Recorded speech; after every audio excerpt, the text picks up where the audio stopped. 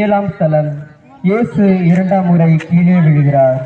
திவ்ய இயேசுவே, உம்மை ஆராதித்து வணங்கி உமக்கு நன்றியறிந்து ஸ்தோத்திரம் செலுத்துகின்றோம். ஏனென்றால் அதிர்ஷ்ட பாரமான சிலுவை கொண்டு உலகத்தை மீட்டு ரட்சித்தீர். அஞ்சாதீர்கள், நான் தான் என்று வீர முழக்கமிட்ட இயேசு ஆவலமாக குப்புற விழுந்து கேட்கிறார். ஏன் சமுதாய கொடுமைகள் எல்லாம் முதன்மையாக இருப்பது அப்பாவி குழந்தைகளை வேலைக்கு அமர்த்தியும் மிரட்டி பிச்சை எடுக்க வைப்பதும் போன்ற செயல்களை செய்து அவர்களை உதாசனப்படுத்தி அவமதிப்பதுதான்.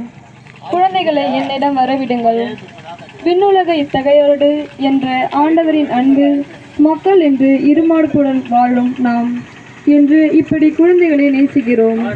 இந்தியாவின் எதிர்காலம் இளைஞர்கள் கையில் என்று கூறும் நாம் இளைஞர்களாக பிற்காலத்தில் மாறப்போகும் சிறுவர்களையும் சிறுமிகளையும் சிந்திக்கக்கூட இடம் கொடுக்காமல் அவர்களை தெருக்கோடியில் இருக்கும் குப்பைகளை பொறுக்க செய்கிறோமோ? அறிவு கண்களை திறக்க செய்ய வேண்டிய பெரியவர்கள் அநியாயமாக குறைந்த கூலிக்கு குழந்தைகளை வேலைக்கு அனுப்பி ஆடம்பர வாழ்வுக்கு அனுபவிக்கிறோம்.